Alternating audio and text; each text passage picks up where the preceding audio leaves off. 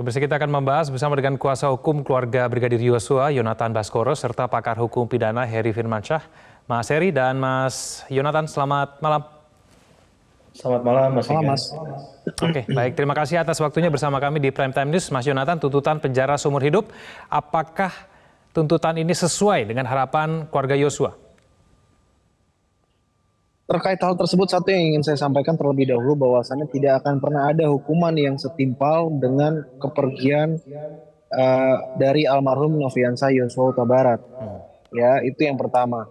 Sehingga terkait apapun itu hukumannya, sebetulnya memang sudah tidak bisa menggantikan sosok almarhum di mata keluarga. Namun dalam hal ini semua telah terjadi sehingga yang kami harapkan dari pihak keluarga hanyalah keadilan. Tentu kalau mau bilang setimpal, tidak akan pernah ada yang setimpal seperti apa yang saya sampaikan tadi. Namun kalau kita melihat yang kemarin dibacakan tuntutannya oleh jaksa penuntut umum dalam hal ini, tuntutan kuat dan Ricky Rizal begitu, tentu itu sangat mengecewakan. Namun pada hari ini sedikit memberikan angin segar kepada keluarga, yakni tuntutan seumur hidup kepada Ferdy Sambo. Meskipun sebetulnya yang diinginkan oleh keluarga, saya harus sampaikan apa yang dirasakan oleh keluarga, yakni ingin tuntutan 340 yang paling maksimal begitu. Karena apa? Karena memang luapan emosi keluarga ini tidak bisa dibendung ketika melihat tuntutan-tuntutan yang menurut keluarga tidak pernah akan bisa setimpal dengan almarhum. Demikian, Mas. Mas Yonatan, apabila Ferdy Sambo menurut jaksa terbukti secara sah dan meyakinkan melakukan perencanaan pembunuhan, serta kemudian tidak ada alasan yang meringankan, lalu menurut Anda kenapa kemudian tidak dituntut maksimal, tidak dituntut mati begitu? Nah, itu juga jadi pertanyaan kita semua, karena memang kita lihat yang meringankan tidak ada sama sekali, justru yang memberatkan banyak hal sekali yang memberatkan tuntutan terhadap Ferdy Sambo. Bagaimana kita lihat dia adalah seorang kadif propam yang seharusnya bisa menggunakan kewenangannya dengan benar, tetapi disalahgunakan. Kemudian dalam kejahatan yang melibatkan banyak orang, kemudian sampai banyak polisi yang sampai kehilangan pekerjaannya karena dibohongi oleh Ferdy Sambo, kemudian merusak citra Polri dan menghilangkan nyawa almarhum yang tidak bersalah. Nah, ini seharusnya kalau kita melihat faktanya sudah seperti ini, seharusnya untuk hukuman maksimal itu tidak terhindarkan. Nah, maka dari itu dari sini kami masih bisa berharap hanya kepada majelis hakim dalam memutus perkara nanti, karena kan memang tidak terikat dengan tuntutan jaksa. Saya rasa begitu, Mas. Oke, Mas Heri bisa membantu menjawab, Mas Heri. Kenapa kemudian Ferdy Sambo tidak dituntut maksimal kalau misalnya memang jaksa yakin bahwa Ferdy Sambo memang secara sah dan meyakinkan melakukan pembunuhan berencana, Mas Heri? Ya, begini Mas Egan, bahwa ini kan berangkat dari keyakinannya jaksa ya. Jaksa menyatakan bahwa terbukti 340 secara sah dan meyakinkan. Tapi dalam hal ini memang ada alternatif untuk pengenaan sanksi pidananya. Yang paling tinggi maksimum itu adalah pidana mati, karena sesuai dengan pasal 10 KUHP yang lalu, bukan yang saat ini ya berlaku, itu ancaman pidana pokok paling tinggi kan memang adalah pidana mati. Kemudian layer keduanya adalah pidana seumur hidup, dan yang ketiga di 340 itu adalah bicara tentang pidana dalam kurun waktu tertentu selama 20 tahun. Nah, dalam hal mengapa kemudian ditetapkan hal tadi itu memang secara rasionalitas memang agak susah untuk dijelaskan memang, Mas Egan. Tapi dalam hal ini memang kita berbicara adalah fakta persidangan, mungkin yang dianggap menjadi fakta-fakta persidangan tersebut yang kemudian ditarik kesimpulan bahwa pengenaan sanksi pidana yang paling tepat menurut jaksa penuntut umum adalah pidana seumur hidup. Kalau ditanya kepada korban atau seluruh rakyat Indonesia, mungkin jawabannya akan variatif. Saya yakin Mas Yonatan dan selaku kuasa hukum dari keluarga pastinya tidak akan menerima hal tersebut ya. Karena kita bicara tentang keadilan dari versi masing-masing itu pasti berbeda, Mas Egan. Tapi dalam hal bahwa tadi tidak dikatakan, disampaikan ada hal yang meringankan, itu tidak ada sama sekali disentuh oleh jaksa penuntut umum, itu sebenarnya hal yang menarik juga untuk dikaji ya. Karena hal yang memberatkannya terlalu banyak. Karena ini berkaitan dengan marwahnya institusi kepolisian. Bahkan kalau saya tidak salah disinggung itu kaitannya sampai berita ini bukan hanya levelnya nasional tapi juga internasional, menaruh perhatian, atensi terhadap kasus ini. Itu juga yang membuat mungkin dijatuhkannya pidana seumur hidup tadi. Walaupun kalau kita katakan ini sebenarnya sama-sama berat ya. Pidana Ya, mati ya. dengan seumur hidup itu sama-sama berat. Berarti kalau seumur hidup orang itu sampai akhir hayatnya, kalau nanti Oke. memang putusannya sama dengan putusan hakim, maka dia akan ditempatkan di sel penjara sampai pada masa hidupnya selesai di dunia ini, urusan dunianya selesai. Jadi kalau menurut saya dari segi pendekatan sanksi ini sebenarnya mirip-mirip saja.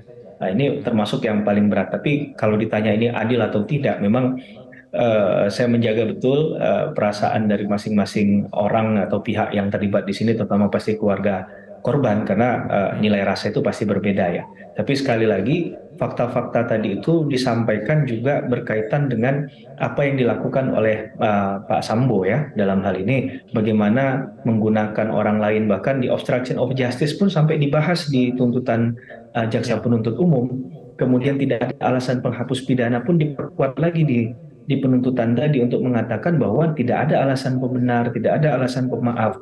Padahal dua hal ini yang selalu disinggung nih dari awal nih. Nah, cuman sayangnya di pembelaan kemarin penasihat hukumnya itu kan abai terhadap hal-hal yang penting semacam ini ya. Malah lebih Oke. senang untuk bicara tentang apa posisinya almarhum Brigadir Joshua, JC-nya Eliezer. Jadi Ya, ketika Mas Heri, tadi ya. apakah artinya bahwa penyesalan dari Verdi Sambo itu tidak cukup menjadi hal yang meringankan buat dirinya? Ya, sebenarnya penyesalan ini kan bentuknya bisa banyak, Mas Egan ya. Dalam persidangan kemarin, harusnya rasa penyesalan itu ditunjukkan dengan pernyataan yang mungkin menurut jaksa penuntut umum ada yang bertele-tele, ada yang tidak kooperatif, gitu kan? Ada mungkin fakta yang disembunyikan, tidak jujur, tidak terbuka. Nah, ini yang kemudian penyesalan itu menjadi rasa-rasanya tidak bernilai di situ kalau tidak diwujudkan dengan upaya untuk kooperatif tadi kan, menyampaikan hal yang sebenarnya, bukti-bukti lain, karena kita lihat semua barang bukti yang bisa digunakan untuk membuka kasus ini sehingga nggak menjadi semacam kotak Pandora itu semuanya hilang. Nah, ini yang kemudian jadi hal yang memberatkan juga. Dan ternyata ada banyak fakta yang tidak berkesesuaian ketika disampaikan. Bahkan sampai pada pemeriksaan setempat, kalau kita ingat yang dilakukan oleh hakim pada saat itu kan juga banyak menyinggung masalah apa yang dia tidak ketahui gitu kan. Masing-masing nggak tahu. Bahkan Ibu PC yang ada di dalam kamar juga sepertinya tenang-tenang saja atau bukan, kita nggak bilang tenang lah ya, tapi tidak melakukan tindakan apapun ketika mendengar suara letusan pistol kan. Nah, padahal Ya. ditanya sama hakim Pak Morgan itu, kalau ada orang di dalam kamar dengar nggak suara letusan? Dan ternyata terdengar. Nah, hal-hal semacam ini menjadi salah satu yang anomali, ganjil untuk dijawab, walaupun tadi semuanya bisa dirasionalkan jawaban itu. Sehingga ketika dia menjawab untuk mencoba untuk mengaburkan atau mencoba menyembunyikan sesuatu dugaan dari jaksa penuntut umum, mereka juga sebenarnya sudah punya jawaban sendiri. Oke. Sehingga hal-hal ini yang kemudian menurut hemat saya menjadi sesuatu yang kontraproduktif. Bahkan dari awal-awal persidangan dimulai kan memang ini sudah banyak diingatkan oleh banyak pengamat kan, dan Ya. dan juga dari pihak dari kuasa hukum dari keluarga korban bahwa sebenarnya sejujurnya saja, karena ketika dia melakukan satu tindakan yang tidak sesuai, sesungguhnya berkas ini sudah dibaca jauh hari sebelumnya dan sudah dimaknai mana yang menjadi poin-poin yang perlu untuk ditelusuri, untuk didalami. Dalam konteks ini saya rasa ya ini sudah terlambat, tinggal menunggu pledoi saja. Harusnya kemarin itu perubahannya adalah di pembuktian. Saya katakan tadi, pembuktiannya jangan buang tenaga hanya untuk menyerang korban, menyerang Eliezer, posisi sebagai JC. Kenapa nggak memperkuat hal-hal semacam ini? Bahwa misalnya di karirnya bagus, baru kali ini dia melakukan kesalahan, itu kan penting untuk dibahas. Sehingga Oke. mungkin bukan Baik. hanya seumur hidup untuk tuntutan yang bisa aja turun ke bawah. Tapi ini sudah terjadi, sedangkan jaksa penuntut umum pasti menilai dari fakta. Sesuai dengan pasal 13 KUHP, Mas Egan, bahwa jaksa penuntut umum memang berhak untuk melakukan penuntutan dan dasarnya adalah fakta persidangan. Nah, Oke. fakta persidangan kemarin menurut saya kurang menguntungkan bagi pihak Pak Sambo dan kawan-kawan dalam ini PC, Kuat dan juga Riki Rizal. Walaupun kemarin orang juga menganggap tuntutannya nggak nyampe apa yang mungkin ekspektasi dari layer terbawah, yaitu 20 tahun untuk masing-masing orang, baik Baik. Kuat Ma'ruf maupun Ricky Rizal. Saya ke Mas Yonatan. Mas Yonatan, dari fakta persidangan, apakah memang ada yang menghalangi jaksa untuk memberikan tuntutan maksimal, Mas Yonatan? Saya rasa tidak ada ketika saya cermati apa yang disampaikan oleh jaksa dengan uraian yang sangat jelas begitu keterlibatan para terdakwa dan terutama bagaimana peran Verdi Sambo dalam hal ini merencanakan atau sebagai aktor intelektual dalam pembunuhan ini, sehingga semuanya sebetulnya sudah terbukti 340 ini sesuai dengan apa yang didakwakan dan dapat dibuktikan. Karena memang tadi sudah disampaikan secara jelas oleh Pak Heri, kejanggalan-kejanggalan dan kebohongan-kebohongan yang ditutupi oleh kebohongan-kebohongan lain memang akan memunculkan keanehan-keanehan yang bisa kita saksikan bersama. Sehingga saya rasa dalam hal ini jaksa penuntut umum sudah tepat untuk menerapkan ancaman hukuman yang paling maksimal. Saya rasa begitu, Mas. Ya, harapan terhadap sidang tuntutan terhadap Putri Chandrawati dari pihak keluarga seperti apa, Mas Yonatan? Simpel saja dari keluarga, jika terbukti, ya saya rasa juga akan terbukti dakwaan 340 ini dan berharap untuk ancaman hukumannya maksimal. Baik, berbicara mengenai tuntutan Mas Yonatan, kalau misalnya Verdi Sambo dituntut seumur hidup karena dianggap merencanakan pembunuhan secara sengaja, lalu kenapa kemudian terdakwa lain seperti Kuat Ma'ruf dan Ricky Rizal dituntut 8 tahun penjara? Ini agak jauh begitu, dari pihak keluarga menanggapinya bagaimana? Dari keluarga ya kami kecewa dan kami terheran-heran. Padahal ini kan taruhannya adalah institusi dan marwah lembaga penegakan hukum di Republik ini. Bisa nggak serius nanganin kasus ini? Sedangkan kita tahu manfaat hukum ini adalah keadilan, kepastian hukum, dan kemanfaatan. Jadi bagaimana manfaatnya untuk masyarakat nanti? Jangan sampai ada pembunuh-pembunuh lain atau perkara-perkara lain, tapi tidak ada hukuman yang membuat jera. Begitu kan tujuannya adalah membuat jera dan memberikan pendidikan kepada masyarakat. Kalau begini saya rasa citra publik, citra institusi menjadi taruhan di mata publik. Saya rasa begitu, Mas. Mas Yonatan, dengan tuntutan penjara seumur hidup, apakah ini kemudian ini mementahkan semua pembelaan dari Verdi Sambo, seperti kemudian perintah membackup, lalu kemudian apakah Sambo ikut menembak atau tidak? Hal-hal seperti ini kemudian apakah kemudian bisa kita artikan bahwa jaksa memang tidak teryakinkan dengan pembelaan Verdi Sambo? Oke, baik. Sambungan kami dengan Mas Yonatan Baskoro terputus. Saya kembali kepada Mas Heri. Mas Heri, apakah ada penjelasan, Mas Heri? Kenapa kemudian apabila jaksa yakin bahwa Verdi Sambo terlibat dalam pembunuhan berencana dan sebagai kemudian aktor utama, lalu kenapa kemudian terdakwa lain seperti Kuat Ma'ruf dan Ricky Rizal dituntut 8 tahun penjara? Bedanya jauh. Ya, pertanyaannya menarik dan ini jadi edukasi hukum yang baik nih dari pertanyaan Mas Egan, bahwa kalau kita bicara tentang perbedaan putusan, biasanya kita menggunakan istilah disparitas ya dalam konteks putusan. Untuk kasus yang mirip, tapi ada perbedaan. Tapi ingat dalam kasus ini, di surat tuntutan jaksa, itu kemarin disampaikan bahwa mereka dihukum, baik Kuat Ma'ruf maupun Ricky Rizal, adalah orang yang melakukan kehendak dari terdakwa lain.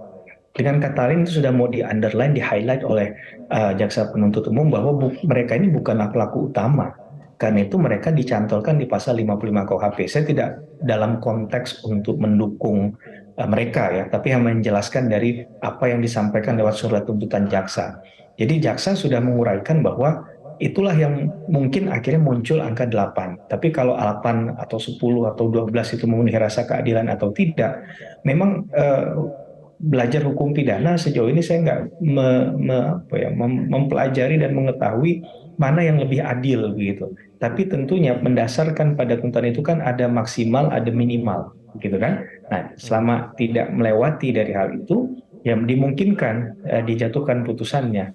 Nah, sehingga dalam hal ini kita bisa memaknai bahwa keputusan untuk melakukan surat tuntutan dengan 8 tahun penjara untuk Kuat Ma'ruf dan Ricky Rizal itu karena didasarkan dia hanya digerakkan oleh orang lain, dia mengikuti orang lain masuk dalam konteks penyertaan di learning itu adalah sebagai turut serta, enabler, berarti dia secara sadar punya kerjasama secara fisik melakukan tindak pidana bersama-sama dengan orang yang lain gitu ya. Termasuk dia digerakkan oleh orang yang dianggap adalah atasannya. Jadi dia mungkin katakan dalam fakta itu ada yang dia terpaksa, dia nggak berani menolak dan lain sebagainya. Nah, ini yang kemudian menjadi mungkin pertimbangan jaksa penuntut umum. Tapi kalau memang lebih jelasnya, jaksa penuntut umum yang akan tahu mengapa kemudian tuntutannya di 8 tahun. Kita hanya mereka-reka dari apa yang disampaikan dari surat tuntutan kemarin. Kira-kira begitu, Mas Egan, kalau jawaban dari saya.